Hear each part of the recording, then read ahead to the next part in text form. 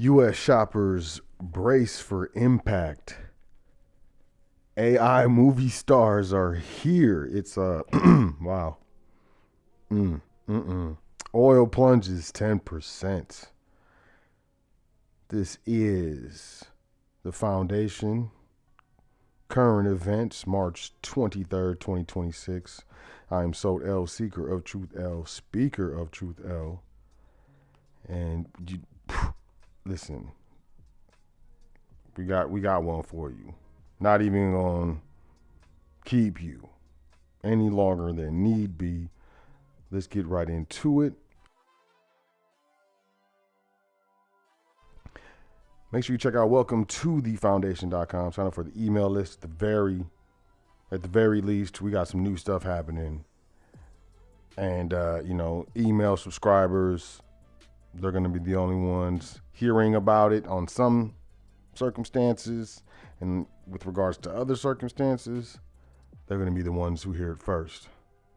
But it's very simple. Welcome to thefoundation.com. Here's the little box. Throw your email in here. Primary email. Bottom right corner. Let's check out silver. Ooh. Silver's down to $69. Gold did dip below.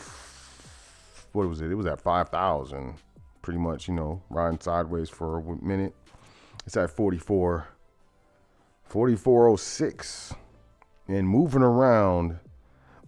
We got people saying silver's going to get as low as $50. Doesn't matter to me, not really. Dollar cost average. $100, $50, $25, $200, $500, whatever you have every 2 weeks, every 30 days. That is not going to hurt your overall budget. Go to a coin dealer, we buy gold, things of that nature. Get whatever you can in silver. I would say silver. We're just going to say silver. It's beautiful if it's going like that. Oil prices plunged 10% on U.S.-Iran talks. They're over there talking to resolve the hostilities in the Middle East just because they had a phone call. There was not even a resolution. But phone calls matter in the market. Oil prices dropped about 10% to a 1-week low today after U.S. President Donald Trump said he would postpone any military strikes against Iranian power plants for 5 days after constructive talks to resolve the hostilities in the Middle East. Hours ahead of the deadline that threatened further escalation in the 4-week-old war. It's going to be 5 weeks and then 6 weeks and so on and so forth. Extreme price changes in recent weeks. Brent closed at its highest since July 2022, boosted both crude benchmarks, historic or actual 30-day to close futures volatility to the highest level since April 2022. Trump said in a post on Truth Social that the United States and Iran had very good and productive conversations over the past days about a complete and total resolution of hostilities in the Middle East. Iran's Revolutionary Guards had said they would attack other power plants and those supplying U.S. bases across the Gulf region if the United States follows through with Trump's threat to obliterate Iran's power network. U.S. shoppers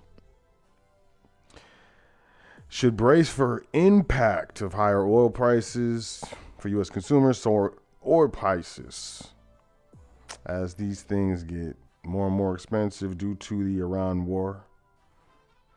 Don't just mean paying at the pump. The impact is also likely to be felt by shoppers both in stores and online. Global oil prices have jumped more than 40% since the conflict effectively closed the Strait of Hormuz, which is a critical waterway in the Persian Gulf that normally accommodates roughly a fifth of the world's oil supply and natural gas.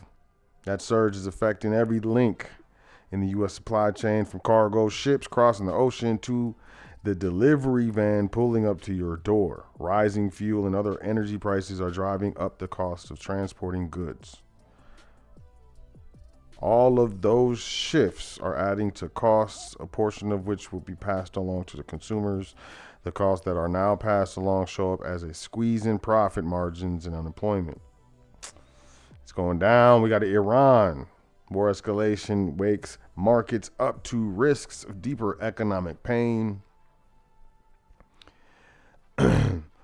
Listen, this just kind of seems like a stock market to me, man. You know, there's a large drop, and then there's sideways trading where they kind of build up what would seem to be some sort of support, but then it drops again, and then it kind of builds out in that position, and then it drops again. Like, drops in markets, rises in prices, drops in values of the U.S. dollar currency, and then stabilization, and then another drop, stock market, all of these things, then stabilization. I don't know, but it's almost as if there's like a normalization cycle that's been implemented to allow this to be palatable, if not acceptable.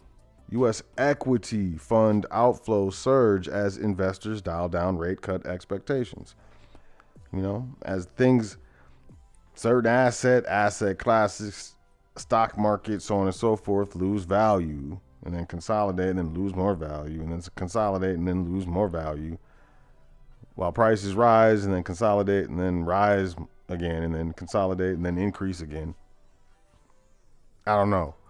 Maybe I'm seeing patterns that don't exist. U.S. equity funds witnessed the largest weekly net sales in nearly 2.5 months in the week of March 18th as expectations of higher oil prices, a hotter than expected inflation reading, and the Federal Reserve's cautious stance dampened hopes for rate cuts. They didn't cut rates. They left them right where they were at. CBS News lays off 6% of staff and shutters radio division, kickstarting a Barry Weiss-led overhaul.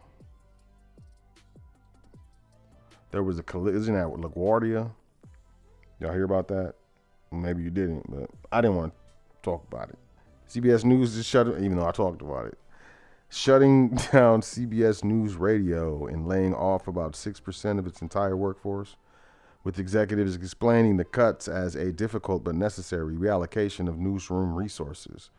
The news division currently has about 1,100 employees, so dozens will be departing as a result of Friday's cutbacks. It is the second round of layoffs at CBS since David Ellison took control of Paramount last summer, and it represents the end of an era since CBS News Radio has a 99-year history delivering up-to-the-minute headlines over the airwaves. How y'all feel about that? It's interesting, and layoffs, they do them in waves. No corporation's gonna lay off all the employees that they need to in one round. It never happens like that. There's rounds and rounds. Ask anyone who's been laid off, from a large corporation, that it happens in rounds, or it happen in rounds. Trump calls NATO allies cowards for failing to help open the Strait of Hormuz. This is, as I said, are we witnessing the slow crumbling of NATO? I don't know. That's interesting, though. Let's move forward. Thousands more U.S. Marines are deploying to the Middle East. Thousands more U.S. Marines and sailors are heading towards the Middle East as the war with Iran is about to enter its fourth week. We're already there. I wonder if they're there already. One official said it was unclear if the entire ARG MEU Amphibious Ready Group and Marine Expeditionary Unit, would be deploying, or if some elements would be going to the Middle East. The group was originally expected to deploy to the Indo-Pacific region. It is also unclear when the original deployment date was, when the Marines would arrive in the region, or what specifically they would be doing when they arrived. The deployment, first reported by Newsmax, comes as a 2nd Marine Expeditionary Unit, the 31st MEU, and the Tripoli Amphibious Ready Group are also deploying to the region. It's unclear if both units will operate in the Middle East simultaneously and for how long. I wonder.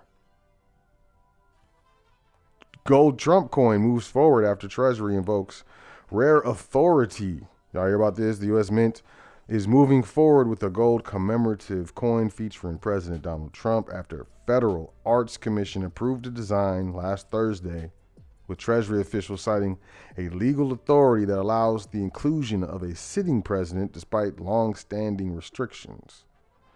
The move is notable because federal law traditionally bars living individuals from appearing on U.S. currency, but Treasury officials say a separate statutory authority allows the minting of gold coins that can feature the sitting president, setting up a potential break from long-standing precedent. Quote, as we approach our 250th birthday, we are thrilled to prepare coins that represent the enduring spirit of our country and democracy, and there's no profile more emblematic for the front of such coins than that of our serving president, Donald J. Trump. U.S. Treasurer Brandon Beach said in a statement, quote, the secretary has sole discretion on final design selection,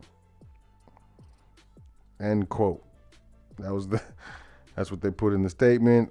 Treasury officials pointed to a provision under federal law 31 U.S.C. subsection 5112 that allows the secretary to authorize bullion and proof gold coins with specifications, designs, and inscriptions determined at their discretion. Sounds good to me. The authority allows coins to be issued, quote, in accordance with such designs and inscriptions as the secretary may prescribe from time to time, end quote, according to the statute cited by Treasury officials. Y'all grabbing that? Y'all getting that? AI.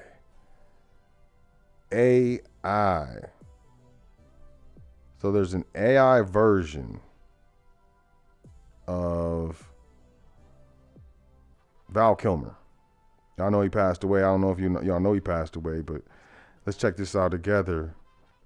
Before he died, he was set to star in a historical epic called As Deep as the Grave, but he never got to shoot it. But now the family has agreed to let producers fake his voice and image with generative AI. There you go.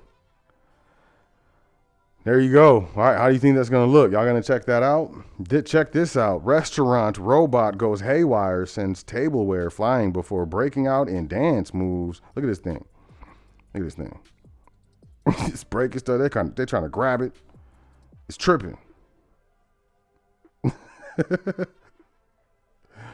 don't think people are ready. Bizarre footage has captured the chaotic moment. A service robot appeared to spin out of control at a restaurant near San Jose, California, violently striking a customer's food and tableware without warning before abruptly breaking into a series of erratic dance moves. The wild incident was captured in a viral video in Cupertino. A hot pot location. Hidalgo. Wow, a chain known for integrating artificial intelligence and robotic technology to help streamline operations, including delivering food to tables. In the video, the robot appeared to begin a dance routine near diners before suddenly pounding a neighboring table, sending tableware, chopsticks, and condiments flying off the surface. Staff members then struggled to restrain the uncontrollable humanoid as it continued to move with even greater energy, appearing to hype up the crowd with its wild gestures. The robot carried on for another minute with the condiment stained hand and displayed a cheerful expression. The restaurant reportedly said the robot's sudden attack on the dining space was caused by human error and was not programming malfunction. The bot simply appeared too close to the table when it began its entertainment routine. Yeah, man. Y'all ready for this? It's the future. It's the future we're in. I'm not going to restaurants like that. Just getting attacked by a robot at random. Can you discipline those? Do they go to jail? That's it for current events, y'all. Y'all enjoy yourself. Take care of yourself.